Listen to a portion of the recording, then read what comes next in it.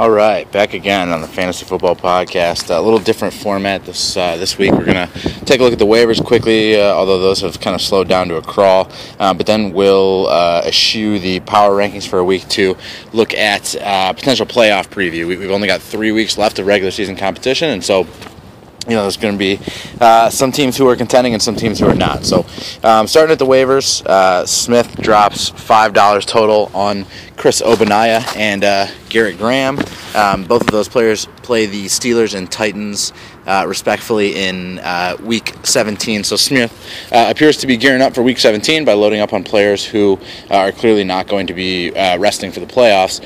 Bootsy picked up Jericho Cotchery for $1. I thought that was kind of a nice ad. Jericho Cotchery's turned into a touchdown machine. Not that it'll make that much of a difference. So speaking of not making that much of a difference, get into the playoff preview. So start with the Lane Bryant division. Oaks is currently in the lead in the Lane Bryant division. He's in the driver's seat despite how shitty his team has gotten since the Aaron Rodgers injury. He has a 3-game lead with 6 games to go. He also has a decided edge over both myself and Plotzker for total points, which essentially gives him a 3.5-game lead. Plotzker and I would need to make up 4 games on Oaks in order to win the title. Oaks' remaining schedule is pretty light as well. He plays me and Deutsch this week, Kraus and Bootsy next week, and he closes with Ariel and Plotzker. Kraus has been out of it for a while, obviously, despite pulling himself out of clown contention. He can be mathematically eliminated from the division if he goes 0-2 this weekend. In lieu of, just setting the playoff odds, kind of pulling the odds out of my ass as I've done in years past, I thought it might be a little bit more appropriate if I took a 2013 NFL team example and assigned it to each team. Which kind of gives them their a feeling for how they currently stand as far as the playoffs are concerned. So looking at Lane Bryant, Oaks, his comparison would be the Seattle Seahawks. He came into the year with really high expectations. For the most part, he's delivered. Oaks' team has floundered a little bit, just like Seattle did when they had to kind of narrowly edge out wins over Tampa Bay and Arizona. But they're still strongly in the lead in their division, big-time favorite to win the championship. Jason Plotzker, his NFL comparison would be the San Francisco 49ers. He was coming off, both teams are coming off very disappointing finishes to last year, the clown suit for Plotzker and a Super Bowl loss for the 49ers. But both teams were loaded up and were picked by many to be a headline contender for this season, but both have kind of failed to deliver. Similar to the Niners, Plotzker's season can't be identified as a failure by really any metric, but still looks to be a long shot for the playoffs. After selling out early in 2012, this makes a pretty long stretch of mediocrity for Plotzker. I'm sure it's one he's not too happy about. If you look at my team, NFL comparison would be the Green Bay Packers. As much as that makes me sick to say, my team can most accurately be compared to our obese neighbors to the north. My squad had the look of a competitor and has historically been pretty competitive, similar to the Packers, but selling out early this year was a gutless move, similar to the cowardice that was shown by the Green Bay Packers when they lost their best player, Aaron Rodgers. They decided to fold up and quit on the season. I ended up trading away Marshawn Lynch and Matt Forte, who are my 2 best players, and if you look at how our division has ended up, if I still had those guys instead of my B-level running backs right now, I would definitely be in contention for the championship. Both of our teams can now only look to build for 2014. However, I would much rather have my 400 CA auction dollars than just a bathtub filled with melted cheddar cheese or whatever they have up in Lambeau Field. Looking at Kraus's team, his NFL comparison is the Tampa Bay Buccaneers. It's a team that no one really expected too much from this year, and despite starting the year about as horrifically as possible, has saved face with a couple of midseason wins, appears to be headed towards a comfortable finish, towards but not at the bottom of the standings. Unfortunately for Kraus, the Bucs can fire Greg Schiano and still have some talent to build around. They're high draft picks for next year. Kraus, on the other hand, is going to have to drop $47 right away if he wants to buy out of Roethlisberger's contract. He doesn't really have any strong keeper options outside of Eddie Lacy. All right, next up, Schindler's division. Justin Deutsch has had a really fantastic season. He's in good shape to win this hotly contested division. Ariel has put some pressure on him, having won 12 matchups in a row, but Justin's schedule down the stretch is significantly lighter, and then he gets Deutsch, Smith, Denenberg, and Plotzker. The only true competition he has will be against Billy and a face-to-face against Ariel next week. Ariel, on the other hand, plays Oaks and me, in addition to Brian Deutsch and Bootsy. If Ariel can beat Justin next week, he has a chance, but he would still need Justin to drop at least one more of his winnable matchups. Brian Deutsch, I should say, despite a hot start, is now 5 games out of the division with 6 games to go. Denenberg's team is all-time bad. He was mathematically eliminated a long time ago. So getting into NFL comparisons for Justin, he is the Denver Broncos. Justin's team has been reliably solid all year, and despite a few losses, has yet to really embarrass himself or lose badly. In fact, he suffered 2 losses in the past weeks, despite his team scoring 110 and 117 points each time, which is pretty impressive. He has the best record in the league. He's the odds-on favorite to win the title. Not really too much else to say about it. Ariel Glicksberg, Ariel's team can best be compared, and I think this is actually the strongest comparison of any that I've made, to the Carolina Panthers. Similar to the Panthers, Ariel's team got off to a slow start, disguised the talent of the team. And also similar to the Panthers, Ariel's gotten off to a really impressive win streak, has kind of announced to everyone that he's a true title contender. As if that wasn't enough similarities to the Panthers, despite both of their teams' impressive talent, both teams look to be a lock to finish second in their division because of the presence of a more consistent and impressive team ahead of them. Justin Deutsch and the New Orleans Saints, respectively.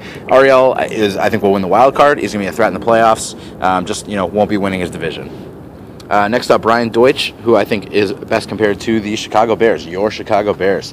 Just like the Bears, Deutsch got off to a really hot start. He had the look of a competitor early on, but identical to the Bears, Jay Cutler went down, cost his team a few losses.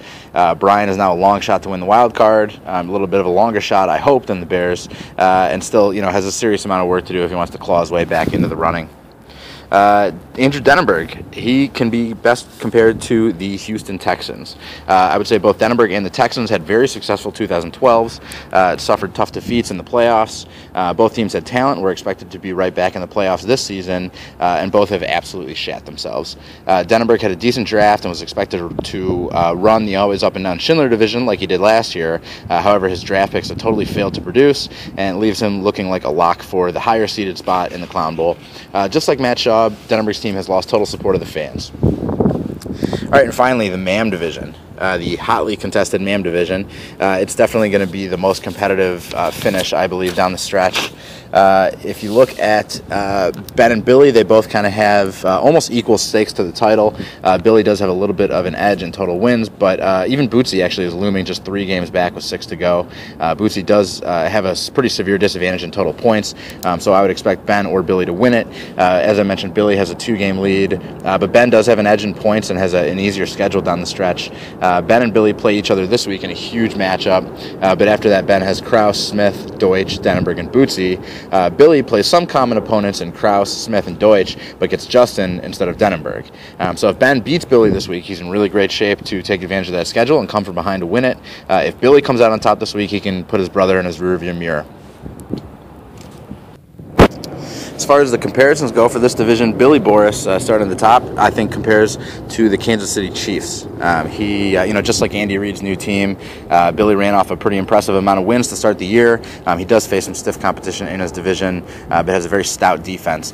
Billy has allowed the second least amount of points in the league, while the Chiefs have allowed the second least amount of points in the NFL. The only difference, of course, being that the Chiefs have achieved this great defensive rank through hard work and dedication, whereas Billy has earned his designation through sheer stupid blind luck. Ben Boris, I think, compares favorably to the New England Patriots. In kind of the same way the Pats have strung together a respectable season, Ben has played really well this year. The Pats are going to have an easier time making the playoffs than Ben, just because of how bad their opposition is. But both Ben and Belichick's squads are, inarguably competent. Now, what you can argue about, apparently, is everything else under the sun. Just like Brady aggressively chewing out Cleat Blakeman live on TV, Ben has electronically screamed at us all this year for attempting to make trade deadlines fun, adding alcoholic incentives to certain backroom dealings, and pretty much anything else. Up next, Bootsy. I think Bootsy's team can be compared to the Buffalo Bills of the season. I would say, who cares if they drafted E.J. Manuel and Kiko Alonso? Who cares if C.J. Spiller finished last year as the top 5 NFL running back? The Bills are going to find a way to be lackluster, and Bootsy will be goddamned if he doesn't find a way to get to the same result. I lauded Bootsy for a strong draft, and yet Bootsy has found himself, a bit of a tough luck loser at times this season, and has navigated to a 500 record with virtually no shot at the playoffs. He has at times remained clear of clown position, or I should say at all times remained clear of clown position, just like the Bills have done everything in their power to finish with nothing better than the 15th overall pick. And finally, Andrew Smith. Smith obviously can be compared directly to the Jacksonville Jaguars. I would say both Smith and the Jags had us questioning whether they would ever win at one point this season. The outcome would have been equally devastating for both teams. Jacksonville would have clinched their spot in NFL infamy with a winless record, and Smith would have been pummeled with apples and mangoes. Both squads, however, did have their moment in the sun when Jacksonville managed to feast on a pretty miserable Titans team, while Smith managed to beat bottom feeders Denenberg and Bootsy, although it should be recognized that Smith only scored 76 points that week, which is not normally good enough to beat anyone. Smith at this point is a virtual lock for the Clown Bowl, and seeing as how he trails Denenberg by 3 wins already, will be pretty heavily handicapped in that game, and is obviously pretty much a lock to be Clown. So that's pretty much it for this week. Thanks for listening. Good luck to everyone this weekend. Good luck to the Bears, obviously, as they need it out in St. Louis, and we'll see you all next week.